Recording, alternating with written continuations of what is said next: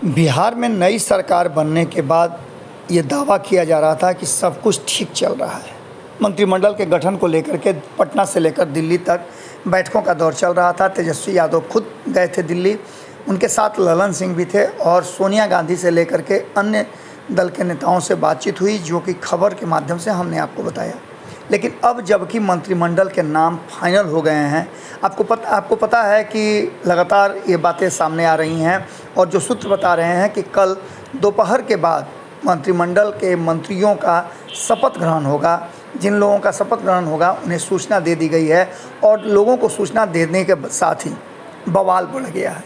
जहां एक तरफ हमने आपको पहले बताया था कि बहुत सारे ऐसे नाम हैं जिन पर लालू प्रसाद की नाराज़गी है और उन नामों को जदयू को बाहर रखना पड़ेगा।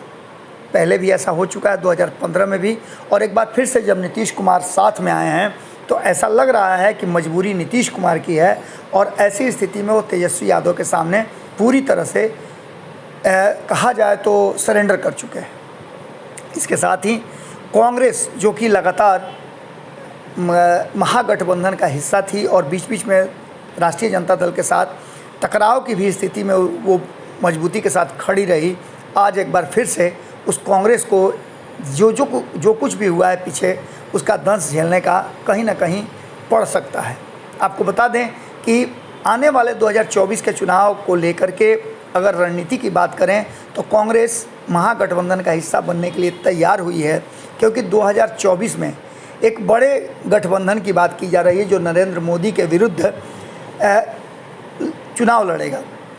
इन सारी बातों के बीच में जो नाम सामने आ रहे हैं उसको लेकर के भले ही कांग्रेस अपने विधायकों को समझाने का कोशिश कर रही हो, मंत्रिमंडल में सामंजस्य स्थापित करने का कोशिश कर रही हो, लेकिन मंत्री बनने के इंतज़ार में बैठे कई ऐसे नेता हैं जो लगातार अब विद्रोही तेवर अपनाने के लिए मजबूर हो गए हैं, या कहा जाए तो विद्रोही तेवर अपना लिए हैं।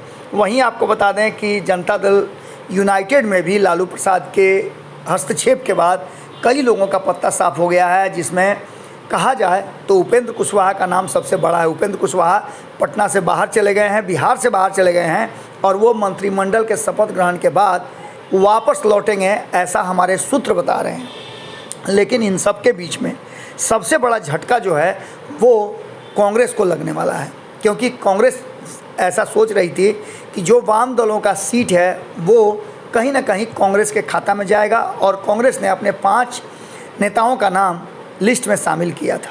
लेकिन अब जो स्थिति है उसमें भक्त चरण दास, जो कि प्रभारी हैं बिहार के, उन्होंने स्पष्ट कर दिया है कि 16 तारीख को मंत्रिमंडल के गठन में पहले दौर में जो मंत्री बनेंगे वो मात्र 2 नाम हैं, जिसमें से एक अल्पसंख्यक और एक दलित समाज से किया जाएगा। इसका सीधा सा मतलब है कि कहीं ना कहीं अजीत शर्मा और मदन मोहन झा, जो कि पूरा दावेदारी रखते थे, इन लोगों का नाम कट गया है। ऐसी स्थिति में अजीत शर्मा, मदन मोहन झा भले ही चुप रह जाए, लेकिन अजीत शर्मा चुप रहने वालों में से नहीं है, क्योंकि उन्हें पूरा भरोसा था, जिस तरह से उन्होंने ज़बरदस्त फील्डिंग की थी और जिस तरह से वो कांग्रेस को लेकर के एग्रेसिव थे, उन्हें इस बात का एहसास था और उन्हें भरोसा भी था कि पार्टी उनको इसके लिए रिवार्ड करेगी। लेकिन अचानक से जो नाम सामने आ रहे हैं उन नामों को लेकर के और मंत्रिमंडल में मात्र 2 सीट मिलने के बाद विद्रोह शुरू हो चुका है। इस विद्रोह से ऐसा लग रहा है कि कांग्रेस में एक बड़ा टूट संभावित है।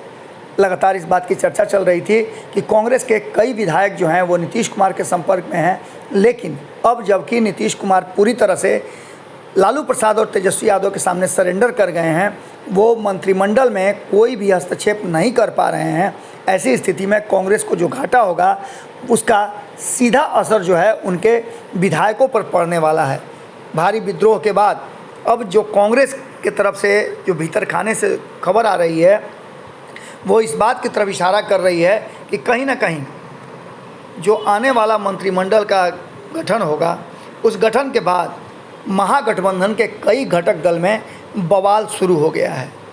कहीं ऐसा ना हो कि ये बवाल पासा ही पलट दे। हालांकि जो तरीका और जिस तरह के आंकड़े हैं उसमें नीतीश कुमार और तेजस्वी यादव मिल करके सरकार चलाने में सक्षम हैं, लेकिन उन सब के बीच में अगर कांग्रेस का साथ छूटता है तो 2024 में काफ़ी कुछ परेशानी हो सकती है। जुड़े रहिए भारत लाइव के साथ। खबरों का सिलसिला लगातार जारी है।